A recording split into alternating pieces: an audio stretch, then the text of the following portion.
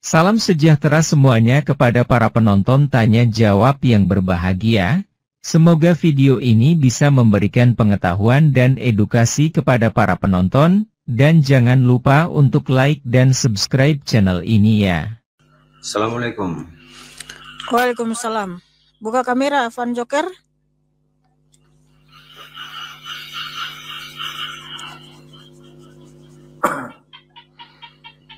Selamat malam. Ya malam, Jayan, buka kamera Jayan. Ya, silakan. Bang Logika sudah turun.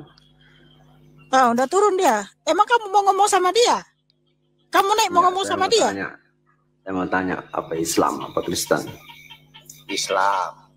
Dia Islam. Jauh sebelum kamu muncul, bro, dia sudah melintang-lintang di TikTok ini.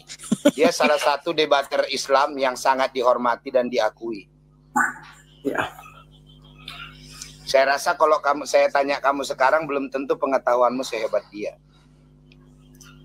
Ya, saya mau tanya, mau cari apa wawasan juga, boleh nggak? Boleh, silakan. Boleh.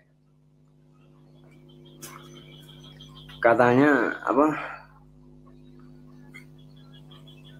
Kayak kami Islam, saya Islam, Bang. Kan katanya. Ya, dengar dulu, Bang. Kalau dalam Islam itu kan nggak boleh makan babi, ya kan? Terus minum arak tua. Berarti kan minuman apa itu yang beralkohol nggak boleh.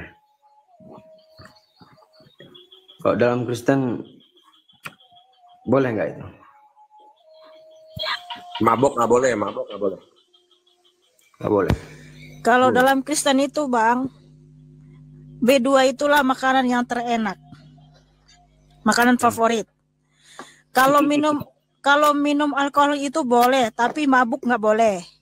Makanya orang barat itu untuk menghangatkan badannya banyak minum alkohol.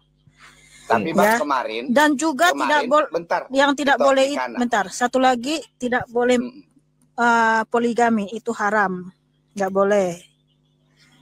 Ya, silakan itu living. Ya, tapi nggak boleh minum yang berkata, ini nggak boleh itu ya living ya. Firman Tuhan berkata, Bang, bukan apa yang masuk ke mulut yang mengharamkan, tetapi apa yang keluar dari mulut lah, ya itulah yang mengharamkan. Jadi Bang, cuman setahu saya, bagi saudara-saudara saya yang Muslim juga, saya kemarin juga tanya sama teman saya Muslim, ya Ustaz, katanya Bang, B2 itu boleh juga Bang, tapi kalau nggak ada lagi makanan yang lain, ya kan Bang? Kalau nggak ada lagi makanan Bang, saya kurang tahu. Kalau nggak ada lagi makanan yang lain Bang, boleh katanya makan. Saya kurang paham sih hadisnya, tapi kalau untuk mempertahankan diri, kalau emang bukan hadis di Quran Abang, misalnya harus kita makan untuk hidup, ya apa boleh buat, karena memang kita artinya kan boleh juga Bang. Ya untuk mempertahankan diri kita kan lebih mencintai diri kita, mempertahankan diri itu kan sebagian dari iman kita. Ya artinya kan Bang gini dia Bang. Kalau seperti itu kan menjadi polemik dia Bang. Ya enggak? Jadi misalnya gini brother. Nah kalau misalnya yang mengetahui seseorang itu Bang dalam kondisi sangat kritis. Ya kan Bang? Dalam kondisi sangat kritis itu siapa yang bisa mengetahui? Artinya kan di dalam kondisi sangat kritis lah ini Bang. Sehingga B2 itu menjadi boleh. Kan gitu kan Bang? Tadinya kan nggak boleh. Tapi kalau nggak ada lagi makanan, ya nggak ada lagi yang lain apa-apa, maka jadi boleh. Itu kan menjadi polemik dia Bang. Ya nggak? Kalau misalnya Bang, siapa yang bisa mengetahui kondisi seseorang itu sudah di tahap sangat kritis sehingga jadi boleh? Siapa yang mengetahui Bang? Nggak, itu sebelumnya itu siapa yang bilang itu, orang mana? Maksudnya apa, orang agama Islam? Iya Islam Bang. Islam.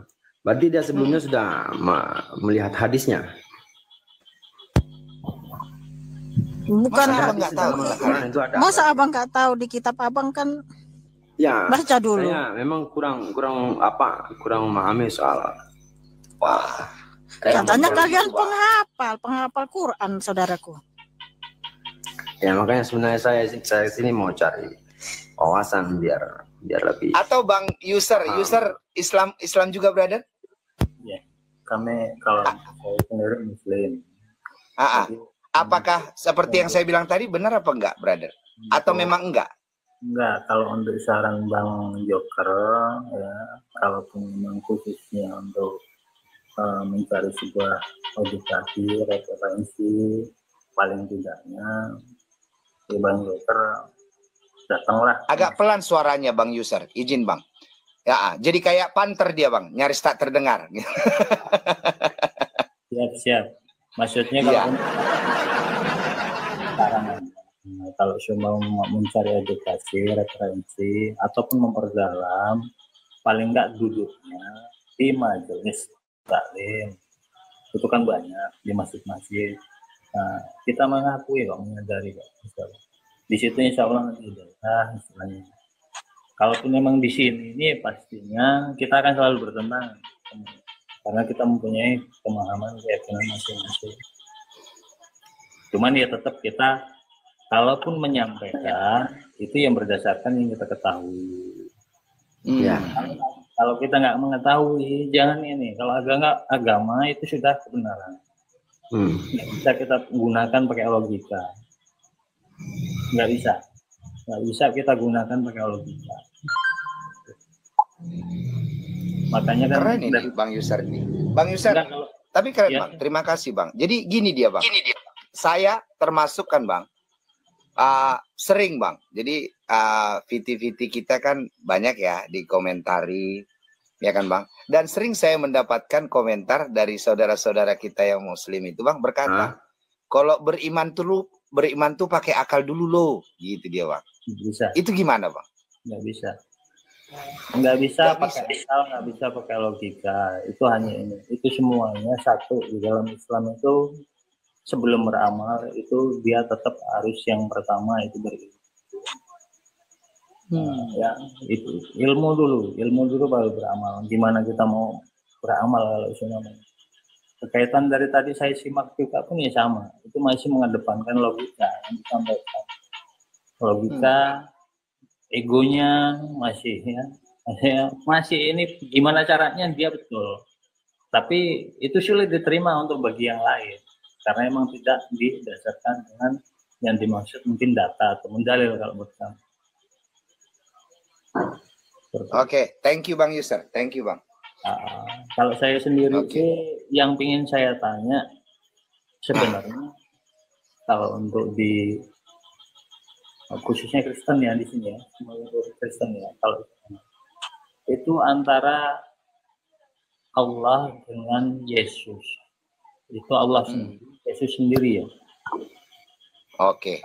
Kalau Yesus, iya itu pertanyaan yang baik Bang. Kalau Yesus itu kan mungkin utusan ya. Kalau seumpama di surat Yohanes 17 ayat 3 ya. Iya. Tidak ada Tuhan Jadi, selain Allah dan aku Yesus adalah utusannya, seperti itu ya. Oke. Saya jawab ya Bang ya. Ya. Oke. Jadi gini dia Bang. Ya. Di dalam agama kami Kristen dan di dalam Alkitab kami yang diterjemahkan oleh LAI, makna kata Allah ya, makna kata Allah di dalam Alkitab kami Kristen adalah gelar atau jabatan ya, bukan nama. Jadi Allah itu bagi kami Kristen adalah sebuah gelar atau jabatan. Sesuai dalam KBBI juga ya, di KBBI juga ya, salah satu makna kata Allah itu adalah sebuah jabatan untuk sesembahan ya, yang disembah. Oke. Nah, tetapi bagi saudara kami yang Muslim, makna kata Allah itu kan nama Tuhan yang orang abang sembah, ya kan? Nah, tidak demikian dengan di Alkitab kami Kristen. Jadi makna kata Allah dalam Alkitab kami Kristen adalah generic name. Oke, nama Tuhan kami, proper name-nya siapa? Namanya adalah Yod-He-Vav-He, YHWH. Itulah namanya yang kudus. Sesuai dalam Keluaran 3 ayat 15 dan Yesaya 42 ayat 8. Itulah namanya. Oke, eksistensinya adalah roh. Nah, Tuhan kami ini ya yang mencintai manusia. Karena kasihnya akan manusia, dia tidak ingin manusia itu binasa. Sebenarnya jika kita coba nalar, apakah Tuhan itu rugi pada saat kita manusia ini binasa? Enggak, dia tidak rugi apa-apa. Ya. Dia bisa saja menciptakan, karena Tuhan itu maha kuasa. Dia bisa saja menciptakan manusia yang baru. Ya kan? Tetapi dia tidak mau manusia itu binasa. Yang dibentuknya dengan tangannya. Lalu dihembuskannya nafas kehidupan dengan cintanya. Sehingga dia rela turun ke dunia ini. Berkenosis. Mengosongkan diri sesuai dalam Filipi 2 ayat 6-7. Namanya disebut Yeshua Hamasiah. Ya, oke. Makna artinya, apa arti kata Yeshua Hamasiah itu? Ya, artinya Yod Hevavesua atau Yod Hevave yang menyelamatkan. Makanya di dalam Yesaya 43 ayat 11 jelas firman Tuhan berkata, akulah Yod Hevave dan tidak ada juru selamat selain aku. Jadi Tuhan kami itu satu-satunya. Tidak ada yang lain. Nah, digenapi di dalam Lukas 2 ayat 11. Oke, siapakah? Malaikat datang dan berkata kepada gembala-gembala di padang Efrata, berkata, ya, hari ini telah lahir bagimu juru selamat. Tadi di dalam Yesaya 43 siapa juru selamat? Yod Hevave. Yang lahir siapa? Yeshua Hamasiah. Oke, nah dialah. Hari ini telah lahir bagimu juru selamat, yaitu Kristus, Tuhan di kota Daud. Jadi kalau ada yang bertanya lagi, di mana Tuhan Yesus berkata dia Tuhan? Malaikat sendiri pun berkata dia Tuhan. Apakah malaikat bisa berdusta? Tidak. Setahu saya, di agama saudara saya Islam juga, malaikat juga tidak bisa berdusta. Setahu saya. Ya. Nah, jadi itu Bang. Jadi itulah Yeshua Hamasiah itu. Yang disebut Yesus. Pada saat ya Alkitab kami itu karena perjanjian baru ditulis dalam bahasa Yunani. Orang Yunani tidak mengenal huruf Yah sehingga namanya menjadi Yeseus. Karena tidak mengenal huruf Yah itu. Jadi namanya di dalam Ibrani Hebrew ya itu adalah Yeshua Hamasiah. Yang berarti ya Yod Hevave Yasa atau Yod Hevave Sua, Yod Hevave yang menyelamatkan. Gitu dia Bang. Ya, ini saya jelaskan kepada Bang Yusar karena Abang bertanya. Ya, tapi saya menjelaskannya brother sesuai dengan Alkitab kami Kristen dan sesuai dengan iman kami. Mungkin agak susah dipahami oleh saudara kami yang beragama Muslim. Makanya saya pun tidak memaksa. Udah mengerti ya? Harus ngerti ya? Enggak. Karena kami menghormati saudara dan agama saudara. Sama, kami juga mengerti, menghormati juga. Walaupun Anda nggak paham dengan ajaran kami yang memahami. Enggak, dan hati Yesus itu adalah utusannya. Berarti emang utusannya. Oke.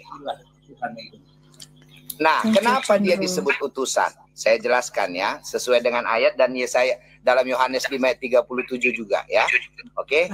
Kenapa dia menyebut dirinya utusan? Oke. Tuhan kami itu satu-satunya, Bang. Ya, sesuai dalam kredo seorang Kristen dalam Ulangan 6 ayat 4. Sema Israel, Adonai Elohim, Adonai Ehad. Tuhan kami itu satu-satunya, Ehad. Tidak ada yang lain.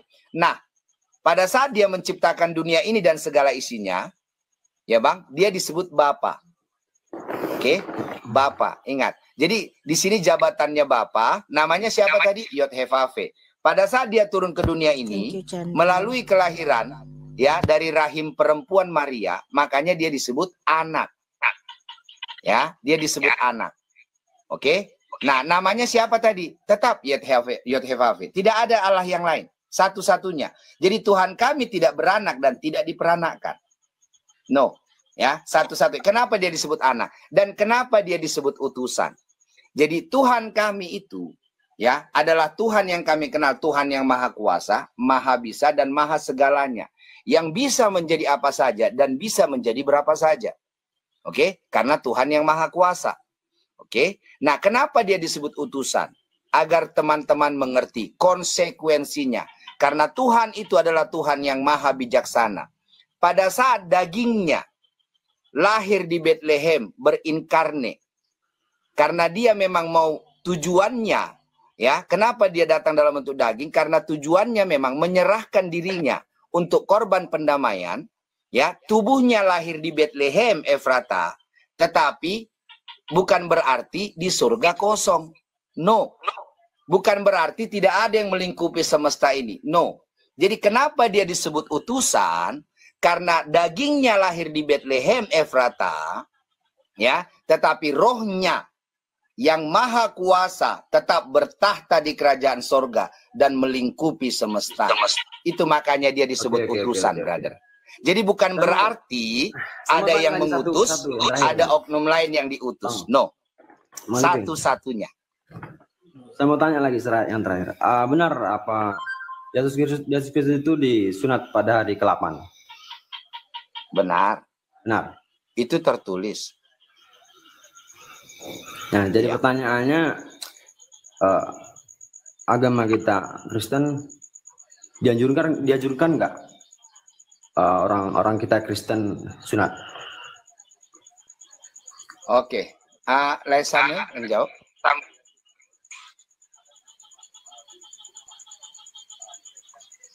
Suaranya nggak kedengar suaranya nggak ada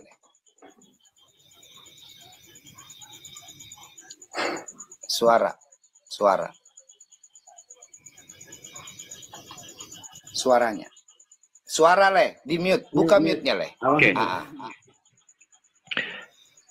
Sunat itu hanya diperuntukkan kepada Abraham dan keturunannya. Hukum Taurat yang memerintahkan sunat pun itu hanya untuk pelaku hukum Taurat itu. Karena hukum Taurat tidak diperuntukkan bagi di luar bangsa Israel.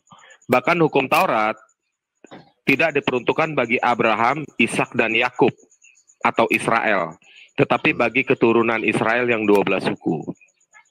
Karena 12 suku Israel inilah yang mengikat perjanjian dengan Tuhan di Gunung Sinai. Jadi bukan untuk kita. Gitu. Oke, berarti maaf ya Bang ya. Bang Samuel dan Bang Living berarti maaf. Berarti enggak sunat ya? Ya, saya tambahkan sedikit ya, brother ya. Saya tambahkan sedikit. Living sunat kayaknya tuh. Iya, sunat apa kan bertanya ya? Enggak apa kan? Iya, enggak apa-apa, brother. Jadi kalau kami teman-teman, saya luruskan dulu ya.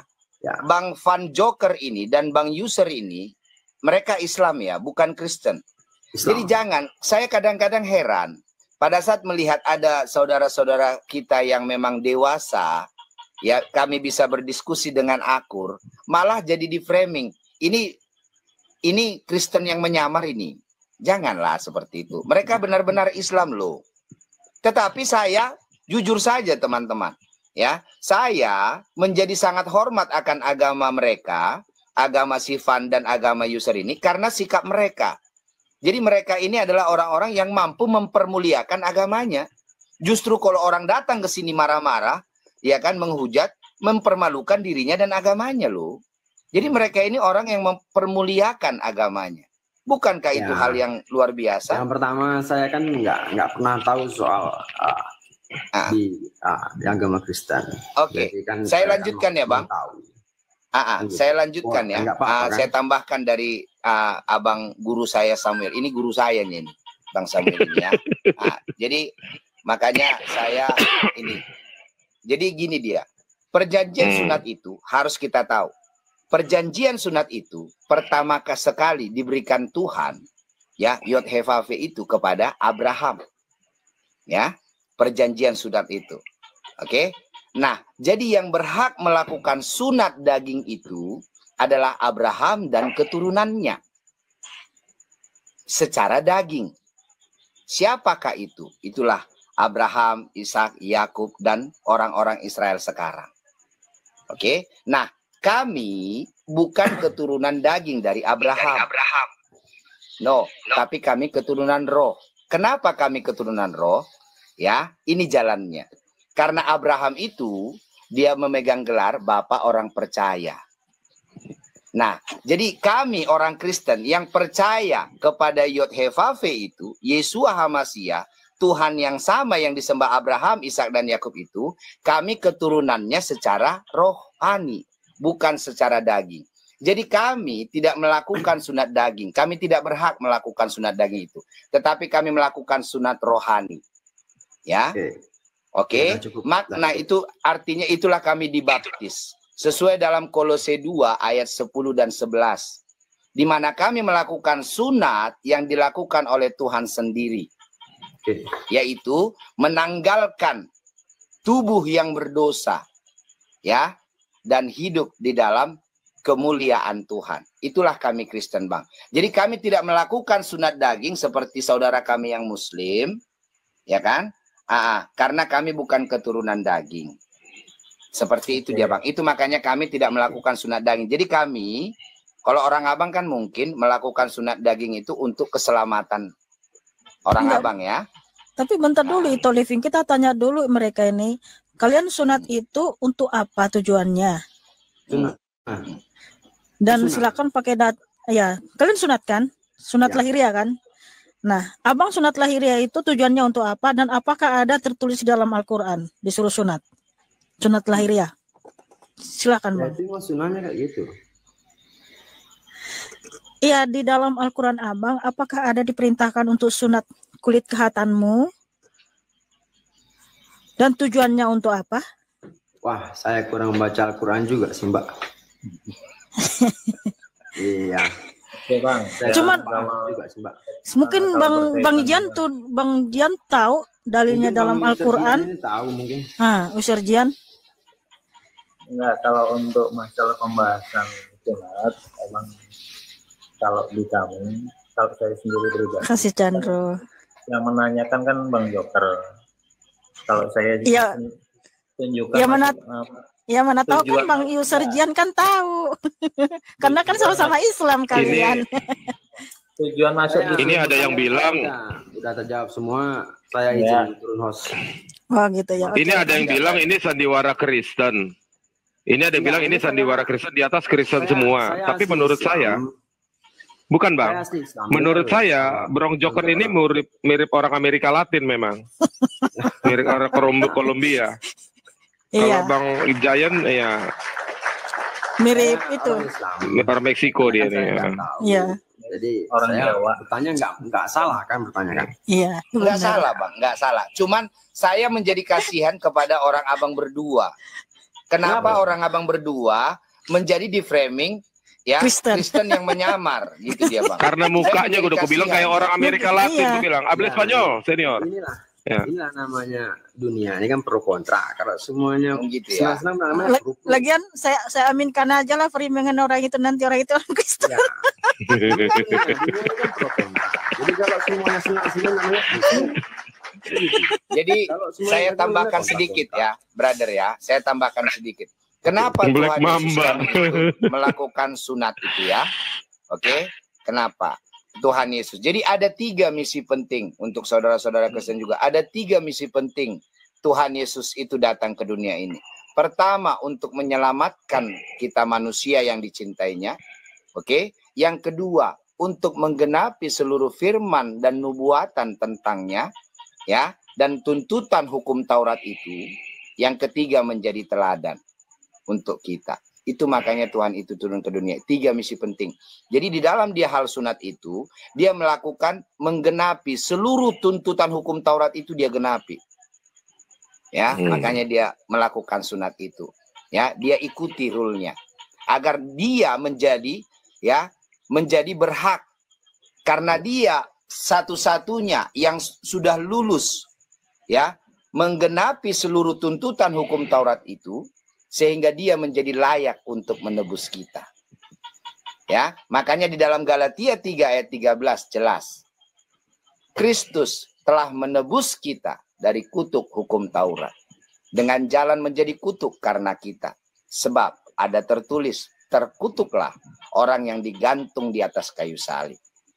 Oke, jadi Kristus itu sudah menebus kita. Jadi kita Kristen sekarang tidak lagi hidup di bawah ya, tuntutan hukum Taurat itu, tetapi di bawah hukum kasih karunia itu. Haleluya, haleluya. Praise the Lord. Puji Tuhan. Itu dia, Bang. Terima kasih Bang Fah. Ya, makasih Bang Joker. God bless you ya. Tepuk tangan buat Bang Joker. Ya, gimana Bang Jayan? Ya pastinya kan tujuannya di sini satu, kita pun memang sama-sama. Kalau saya sendiri ada beberapa ini saya tanyakan, mungkin nggak sama dengan kawan-kawan yang lain yang dari Muslim yang tanyakan. Makanya mungkin kami juga pun kalau satu lain untuk membackup, untuk menjelaskan dalam yang dibahas tadi itu mungkin dari kesiapan kami kurang. Pastinya kami juga pun ada alasannya, ada sebabnya, ada dalilnya juga untuk melakukan itu sensasional. Kalau untuk masalah yang tadi saya tanyakan ya 17 ayat 3 sudah. Yang saya ingin tanya lagi sudut pandang untuk dari Kristen sendiri mengenai tentang Nabi Muhammad itu ada gitu. Karena kalau di Barnabas di 39 itu ada bunyi Muhammad tidak? Hah? Di situ terpujilah namamu yang kudus. Ya, Shalom Rerik ya. Gimana? Di mana? Ya, lanjut. Di Barnabas di bab 39 ya, Pak. Barnabas itu buku dongeng itu. Oh, itu buku dongeng. Iya. Itu Barnabas itu tulisan di abad ke-16 bahasa Italia. Yang menulis itu seorang mukalaf.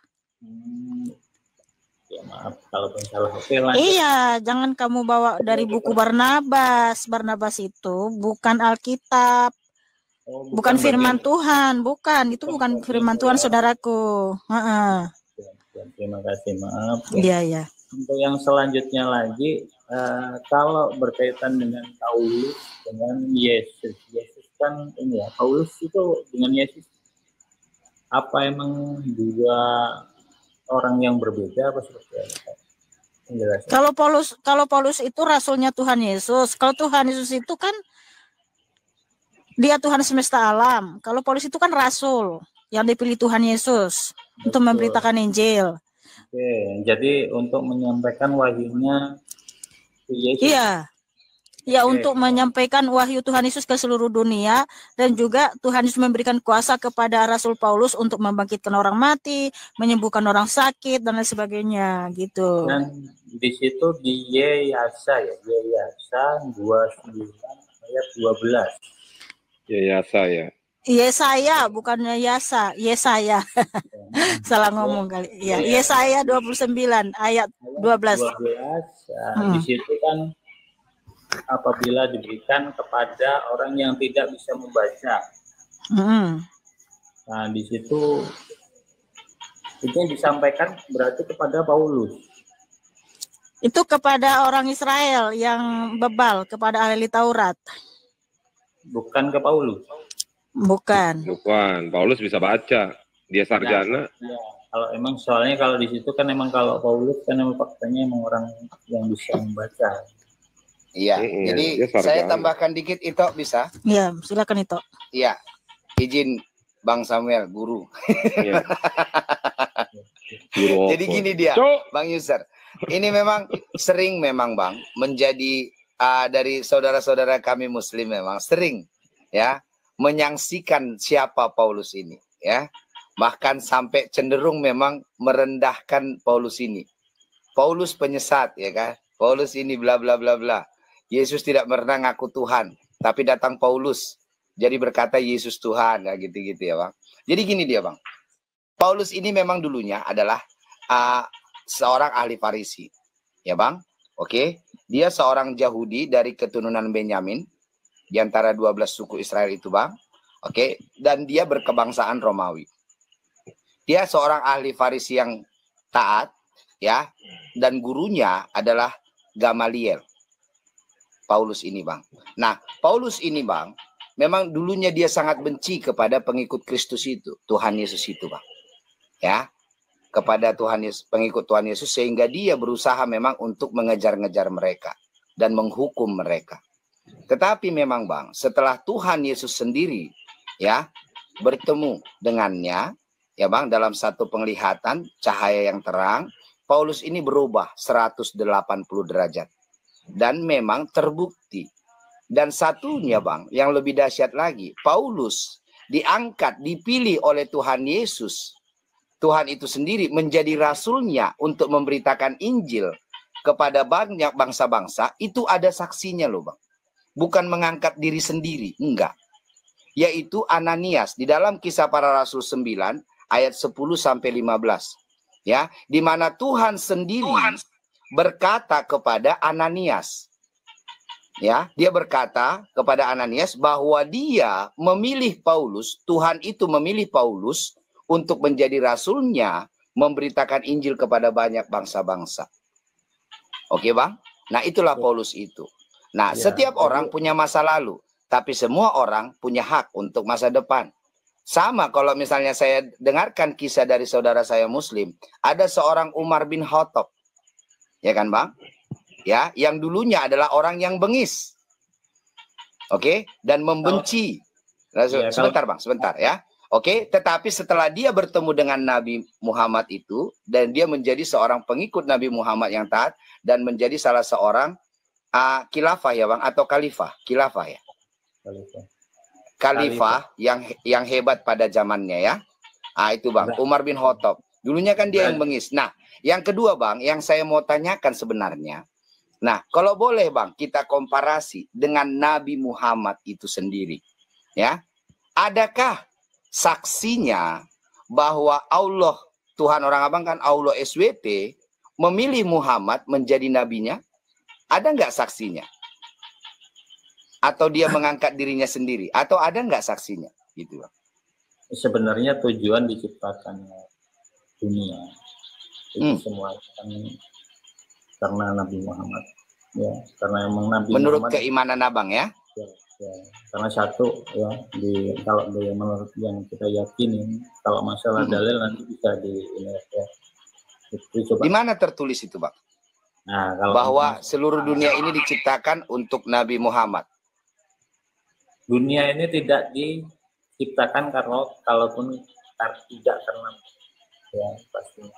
Makanya di sini kenapa diciptakan dan disempurnakan kepada Rasul ataupun semuanya Rasul dan semuanya Nabi. Cuman yang dinobatkan untuk kekasih Allah itu adalah Nabi Muhammad. Nabi Muhammad ya, kekasih Allah itu Bang. Nah ada nggak saksinya Bang? Validasinya Bang? Kalau kayak Paulus tadi kan Bang, ada saksinya Bang. Bahwa Tuhan sendiri, Tuhan Yesus sendiri berbicara kepada seorang bernama Ananias. Dia berkata bahwa dia, Tuhan itu memilih Paulus untuk menjadi rasulnya. Nah, dalam hal ini kalau kita komparasi kepada Nabi Muhammad, ada nggak saksinya? Ya, Nabi Muhammad ini diangkat oleh Allah SWT menjadi nabinya. Mungkin sahabatnya, atau mungkin istrinya, atau mungkin anaknya, Bang. Ya mungkin saya nggak bisa menjawab, tapi itu catatan bagi saya. Nggak bisa ya. Itu catatan bagi saya. Ada. Kalau itu ada. Alasan kenapa Rasul itu menjadi kekasih Allah dan diciptakan tujuan itu ada semua. Kita nggak mencari itu ada ya. Cuman saat ini Abang belum bisa jawab ya. Karena emang sebenarnya kan saya di sini bukan ini ada beberapa yang ingin saya tanyakan tujuannya ke situ. Nggak apa-apa Bang. Kalau misalnya saya suka seperti ini Bang. Jadi Abang punya kejujuran dan memang saya tetap akan menghormati Abang. Saya kan sebagai orang yang bertanya, tidak menjadi orang yang lebih tahu gitu dia Bang tentang agama Abang gitu. Benar, terima kasih Bang Jayan ya. Oke. Terus ada yang mungkin penjelasan untuk yang tadi ya. Untuk yang ini sebenarnya wahyu itu diturunkan itu di mana itu kepada Paulus ya. Kitab itu Alkitab itu diberikan ke ini di mana? Di negara mana ataupun di sana? Diwahyukan kepada siapa? Kalau ini guru Samuel, ini agak berat pertanyaannya ini. Samuel yang jawab ya, guruku lah yang jawab ya Bang. Ini agak berat pertanyaan Abang yang ini. Kalau masalah diberikan, apakah diwahyukan itu kan penyampaiannya kita nggak tahu. Maksudnya diturunkan. Aneh-aneh aja kerjaan. Diturunkannya Alkitab itu gimana? Oke Bang. Nah, silakan Bang Samuel, silakan guru. Karena kalau diwahyukan? Iya, kalau biasa itu kalau ada di tanah Arab di situ kan di Yohanes apa ya? Ditentukan di Yeyasa itu. Yeyasa ya. Berkaitan dengan di tanah Arab. Nah itu. Ya. Maksudnya Paulus diturunkan. Bukan. Paulus itu ditegur Wahyu itu diturunkan kepada siapa, Bang? Ke Yesus kah ataupun ke Paulus kah? Kalau di Alkitab kita ada kitab Wahyu. Wahyu itu kan terjemahan. Nah, kalau dalam bahasa Inggrisnya Revelation. Artinya kalau secara umum saya terjemahkan artinya ramalan, nubuatan. Kitab Wahyu itu artinya nubuatan. Tentang ramalan apa yang akan terjadi ke depan. Nah, itu yang mendapat wahyu itu atau ramalan itu dalam kitab Wahyu adalah Yohanes, bukan Paulus. Nah, kalau Paulus, dia menuliskan kisah para rasul, surat kepada jemaat-jemaat, ada 7 jemaat. Nah, kenapa Paulus menulis surat kepada orang-orang Kristen? Dulu sebelum Paulus menjadi seorang Kristen, dia itu seorang pembantai Kristen. Lalu ditegur sama Tuhan dari langit, sama Yesus Kristus. Paulus bertanya, siapakah engkau? Apakah engkau Tuhan? Lalu kata Tuhan, akulah Yesus. Nah, kesaksian Paulus ini, yang mencatat bukan Paulus nulis sendiri, nggak boleh di ngaku-ngaku. Tapi yang mencatat itu Lukas, salah satu Rasul Yesus. Nah, jadi setelah itu dia ditegur Tuhan, lalu dia buta, dan Tuhan berjanji, nanti kalau ketemu kau sama orang ini, nanti kau matamu melihat lagi. Akhirnya ketemulah, dia melihat lagi.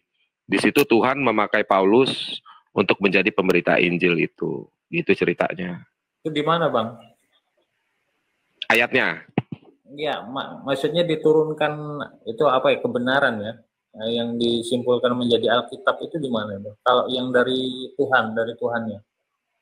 Oke. Alkitab itu kita mau bicara mana? Perjanjian lama atau perjanjian baru? Oke. Nah, kalau Alkitab keseluruhan, kata kitab itu berasal dari bahasa Ibrani, dari kata ketif atau kataf, artinya tulisan. Kata kitab. Nah, sekarang Alkitab itu adalah tulisan-tulisan dari para saksi.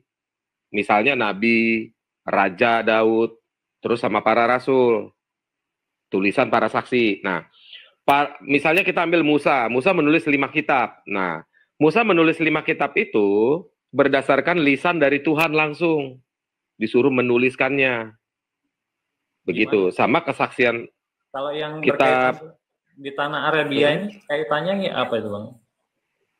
Tentang Arabia di kitab Yesaya. Ya. Itu tentang nubuatan akhir zaman, tentang bagaimana keadaan di Arabia itu yang akan menjadi negara nantinya yang akan melawan Israel. Kaitannya. Begitu. Kaitannya. Contohnya di Yesaya 63 ayat 1 sampai 4 tuh kamu baca. Yesaya 63 ayat 4, ayat 1 sampai ayat 4. Di situ Tuhan Yesus turun di Bukit Zaitun menurunkan firman-Nya di tanah Arab. Ada. Ya, oke, di ayat mana? Di ayat mana? Di Alkitab. Di Yesaya nah ini kalau Yesaya berapa? Biasanya untuk babnya yang saya belum, cuman itu ada bahasa seperti itu kemarin saya dengar. Enggak boleh. Yesaya berapa? Ayat berapa? Harus dia. Ya emang harus lebih. Harus ada. Jadi kalau misalnya Bang kita menghadirkan satu data, Bang, yang memang ada dia Bang. Abang juga kalau misalnya pada saat ditanya di mana tertulis, Abang juga harus mampu tunjukkan dong. Kalau memang Abang belum mampu tunjukkan, ya jangan ditanya Abangku. Enggak, Bang Samuel tadi kan saya bertanya tentang di tanah Arabia tadi kan udah nyambung gitu. Katanya tadi saya tanya berkaitan dengan ini, pikir saya Bang Samuel ini paham dengan yang saya sampaikan ini. Mungkin ini emang jadi gini Bang, babnya dan ayatnya. Jadi kalau misalnya kita berbeda ya Bang, jadi makanya saya tidak mau menyamakan memakai standar yang ada di agama saya kepada saudara saya yang beragama Islam. Demikian juga sebaliknya Bang. Karena di dalam Alkitab kami Bang, jadi seperti yang dibilang oleh Bang Samuel tadi, Jadi kalau kitab Taurat itu Bang, diberikan Tuhan kepada Musa, itu memang Tuhan berbicara secara lisan kepada Musa dan Musa menuliskannya. Ya, kitab Taurat itu. Tetapi ya Bang, kalau Jabur ya atau Mazmur itu Daud yang menuliskan itu Bang. Ya, kalau mungkin di agama Abang kan dikatakan bahwa Jabur itu diturunkan, Taurat itu diturunkan, Jabur juga diturunkan, ya, Injil juga diturunkan. Enggak, kalau Taurat kami itu ditulis oleh Musa, ya, Mazmur kami Kristen itu ditulis oleh Daud, ya Bang. Injil juga ditulis oleh murid-murid Tuhan Yesus. Jadi tidak ada kitab yang diturunkan kalau di kami ya Bang. Oke, ya, itu bagi kami ya Bang ya. Oke. Nah, jadi Taurat kita juga berbeda, Mazmur kita juga berbeda, Injil kita juga berbeda. Ya Bang? Karena menurut orang Abang kan keimanan orang Abang Taurat itu diturunkan, Zabur itu diturunkan, Injil itu diturunkan. Ya kan Bang? Kalau kami tidak Bang, ya. Jadi Taurat kita juga berbeda. Bahkan kalau saya tanya kepada Abang, ya, saya tanya kepada Abang dan seringkali kalau menurut Abang, yang Abang ketahui dan yang Abang tahu, mana lebih dahulu ada atau lahir? Daudkah atau Musakah? Menurut yang Abang ketahui dari agama Abang, mana yang lebih dahulu lahir? Saya belum sampai kalau ini. Ya loncat itu, jangan. Gini aja Bang. Hukum yang turun dari Tuhan itu cuma 10 hukum. 10 hukum. Yang ditulis di 2 loh batu. Nah, itu Musa sendiri sebagai saksi melihat tangan Tuhan menulis itu. Bukan turun blek begitu, enggak. Tuhan menulis itu dengan teknologi ilahi. Mungkin kalau sekarang kita bisa tebak itu sinar laser mungkin. Tapi itu api yang menulis itu. Jadi Musa jadi saksi. Bukan nggak jadi saksi gitu. Iya, betul.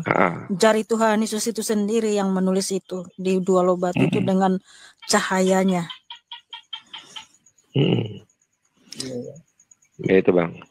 Ya maaf tadi kalau pertanyaan dari Bang Living. Kalau maksud Bang Living lebih duluan Musa apa Daud, karena di Al-Quran itu tertulisnya Musa sama Daud barengan. Padahal jaraknya jauh kalau di Alkitab. Itu maksudnya Bro Living tadi. Makanya cuman karena Bro nggak tahu ya repot gitu. Enggak, makanya kan saya nggak ngebahas, nggak fokus ke situ Bang Living ya. Pertanyaan-pertanyaan yang mungkin itu pingin saya tanyakan kepada kayak di Kristen khususnya itu aja. Kalau untuk membahas ini nggak apa-apa Pak. Jadi itu, makanya saya supaya kita juga tahu. Jadi mungkin Musa yang ada di Alkitab kami juga Bang berbeda dengan Musa yang ada dalam kitab orang Abang. Kalau dalam saya sering berdiskusi dengan teman-teman Muslim, mereka malah berkata Daud lebih dulu daripada Musa. Gitu Bang. Ya, kalau Alkitab kami jelas Musa lebih dulu daripada Daud. Gitu dia Bang. Jauh jaraknya ya. Oke. Thank you Bang Jayan. Terus kalaupun ada lagi Bang ini, kalau untuk Yesus itu sendiri kan utusan ya Bang ya? Sudah saya jawab Bang. Kenapa dia disebut utusan? Ini pertanyaannya. Justru karena dia mengaku dia adalah Allah itu sendiri maka disalib. Kalau dia mengaku utusan aja nggak akan disalib. Betul. Gini Bang. Enggak, yang Rasul yang utusan itu si Paulus. Ya, kalau berarti fase di ini itu ada berapa di utusnya Paulus itu tadi? Ada 3 ya, kelahiran, berdakwah, terangkat juga. Enggak, Paulus pertanyaan itu. Abang ini Bang agak lain Bang. Pertanyaan dia begini Bro. Living dia tuh bertanya dengan paradigma Al-Qur'annya, jadi repot gitu. Dengan paradigma. Kalau yang namanya rasul tuh diutus, kamu saya utus gitu. Bukan begitu. Dari lahir bukan. Paulus itu bukan diutus dari lahir. Dia dilahirkan, dia menjadi ahli Taurat, baru ditegur Tuhan, baru dia di situ bertobat. Gitu. Baru dia diutus gitu. Bukan diutus dari lahir, bukan. Ya, berarti fase untuk utusan itu kan kelahiran, berdakwah, terus terangkat. Siapa yang terangkat, Bang? Paulus nggak terangkat. Paulus nggak ada yang terangkat, Bang. Enggak, Yesus Makanya itu bilang, Mungkin jubahnya terangkat, kena angin. agak lain. ke Yesus, fase diturunkannya Yesus.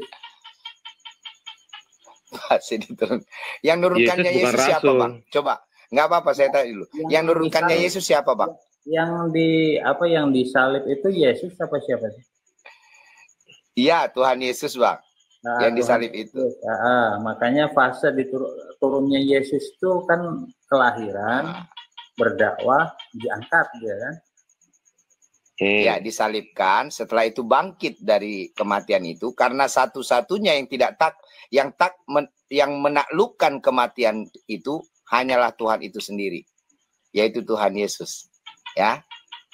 Oke, Bang, dan dia naik ke sorga untuk menyiapkan tempat bagi anak-anaknya. Jadi nanti makanya seorang Kristen, Bang, yang sudah menerima, setiap orang yang sudah menerima Tuhan Yesus sebagai Tuhan dan Juru Selamatnya dan percaya dalam hatinya, maka dia akan diselamatkan untuk menuju surga, tidak perlu transit di neraka, Bang. Gitu dia, Bang. Jadi Ya. kalau yang selanjutnya, kalau untuk yang di foto-foto itu siapa itu, Bang? Yesus siapa, Bang? Itu rekaan, Mas, rekaan wajah. Yang diambil dari kain kafan, sama penglihatan manusia ketika berjumpa dengan Yesus, itu rekaannya kayak gitu. Enggak semuanya sama ya? Jadi enggak semuanya sama, beda-beda dikit gitu. Tetapi iman kita kepada Yesus itu bukan karena wajahnya atau matanya biru, bukan, tetapi karena kebangkitannya dan ke surga, bukan dari wajahnya. Tapi rata-rata kulitnya putih, Bang. Iya, kulitnya putih rata-rata begitu. Tapi menurut saya sih nggak tahu juga ya. Makanya enggak, kalau bisa jadi mencerminkan ke arah di situ kan simbolnya itu hampir sama, semuanya hampir sama ya untuk yang disalib itu. Terus ciri-cirinya kulitnya putih. Dulu ngambil itu semua itu zaman dulu itu apa emang udah ada foto apa gimana, makanya kan itu yang saya. Lah kalau nanti zaman dulu belum ada foto, paling orang melukisnya dari orang-orang sejarawan atau rekaan manusia dari kain kafan itu. Ya, kalau kita kan udah tahu kan untuk agama Kristen kan nggak cuman ini, di semua negara kan mungkin ini. Terus mungkin di agama Kristen juga kan ada yang berkulit putih ataupun dengan yang berkulit hitam. Ada juga. Bukan di agama Kristen, Mas. Jadi Yesus ini kan orang Yahudi ya, Mas ya? Iya. Enggak. Yesus itu kan Tuhan ya. Nah, kita menerka di situ kan kulitnya sudah putih disimbolkan ya. Rekaannya saja ya, kulitnya putih. Sedangkan kita hidup di dunia ini kan ada beberapa kulit, ada yang hitam, kulit kuning, hitam, putih. Terus? Nah, kalau seketika nanti, yang untuk ini kalau Tuhannya itu nanti kulitnya nggak putih, itu kan yang saya tanya. Jadi kalau ternyata pas turun Yesus kulitnya nggak putih, bukan dari kulitnya kita menyatakan itu Yesus atau bukan, tetapi dari, kalau kita mau tahu orang itu Tuhan apa bukan dia dari berkata, aku adalah Tuhan, Mas. Karena kalau itu di berita Islami ada 10 orang yang mengaku dirinya Tuhan, termasuk Kaisar Hirohito. Nah, tetapi kita percaya Yesus adalah Tuhan bukan dari kulitnya, bukan dari pernyataan dia adalah Tuhan, tetapi dari pekerjaan yang dia lakukan. Banyak orang ngaku Tuhan, tapi giliran disuruh mencipta nggak bisa. Yesus mencipta. Alasan simbolnya itu apa, Bang? Itu, Bang? Dari alasan apa? Alasan yang di simbolnya itu kok milih putih, terus gambarnya. Itu sih urusan mereka, itu nggak fundamental, Mas, bukan menjadi sesuatu yang mendasar. Itu cuma rekaan saja. Itu mah nggak penting, Mas. Iya, tadi ada yang bawa host gantian yang lain katanya. Jadi makasih ya Bang Jayan, karena pun udah jam 1:30 nih ya. Aduh, saya juga mau udahan ini. Iya. Mau udahan live. Belum bisa gantian yang lain. Besoklah saya live lagi ya. Yang lain bisa pada naik. Terima kasih Bang Jayan. Tuhan Yesus Kristus mengasihimu dan memberkatimu. Salam sehat selalu ya. Bisa menjawab pertanyaannya Bang Iping tadi berkaitan dengan Musa dan Daud. Musa dan Daud ya. Sunat tadi dengan Musa dan Daud ya. Ya coba cari nanti ya Sama Bang ya. saksinya nabinya ya, saksi nabinya. Banyak kali tugasnya. PR-nya banyak nih. Nggak apa-apa lah belajar ya biar banyak belajar ya Bang ya. Berarti pertanyaannya kesaksian Nabi Muhammad ya. Siapa saksinya? Nabi Siapa Muhammad saksinya? Dipilih oleh Allah Terus menjadi ya nabinya. Tujuan kalian sunat dan perintah sunat di dalam Quran Abang di mana dalilnya? Sama siapa yang duluan, Daud atau Musa? Itu nggak apa-apa kalau yang itu nggak terlalu Bang. Saya kan sudah bilang tadi. Yang dua itu aja Bang. Oke. Ya, Bang. Apa itu juga kan itu berguna untuk ke agama Abang dan untuk menguatkan iman. Abang, kan? Iya, menguatkan iman Abang. Iya kan? Saya pribadi tidak melihat adan ini hanya untuk batas edukasi. Sip. Oke. Terima kasih banyak. Sama-sama juga Bang Jayan. God bless you Bang Jayan. Ya tepuk tangan buat Bang Jayan ya, cakep dan manis. Karena saya lihat beliau ini udah lama nunggu loh. Mulai dari kayaknya mulai live saya itu. Padahal saya udah live 4 jam 26 menit ya. Wah luar biasa. Mana tahu jodoh ya kan? Jodoh sama Tuhan Yesus. Amin. Tahu itu. Jadi kan kemarin kan diskusi sama itu yang buat akun saya ke band kan. Sama si IDS Hartolinga. Dia mungkin nggak tahu, mungkin Batak nggak ngerti lah kan antara Manurung dengan si Mamora itu dia Padan Marito kan kakak adik kan. Jadi kan dia ini pertanyaan saya dia nggak bisa jawab kan tentang doktrin tungtungnya itu kan. Lalu dia framing. Biar tahu kalian ya, si Living ini lah orangnya yang sakit hati karena cintanya ditolak Mikana katanya. Koplak tingkat dewa begitu. Wah. Jadi itunya kemampuanmu berdiskusi cuma itu aja. Iya, makanya si Living ini sering duduk di roomnya Mikana. Kebetulan kan aku kan lagi sama Ede itu duduk di mobil kan. Itu yang semalam itu. Setelah dari room itulah ke room itu kan. Saya tunjukkan lah Ede itu kan. Ini istri saya ya, Hartolinga agar kau tahu nih. Ya. Jadi Mikana itu adik saya. Gak tahu. Makanya kau kurasa Batak Dale kau ini. Iya, dia nggak tahu kalau kita satu marga sama itu Living ini dan itu nggak boleh nikah, nggak boleh berpacaran, nggak boleh. Yang jelas keluarga. Jadi dia nggak tahu kalau di Batak itu ada marga-marga yang tidak boleh nikah sama sekali, nggak boleh pacaran, nggak boleh. Ya itu kita saudara kita gitu loh. Aduh, ya itulah kalau udah nggak bisa lagi membantah data akhirnya dengan membuat tuduhan yang tidak benar. Iya. Mudah-mudahan Agatha bukan berusiaan lah kan. Lanjut.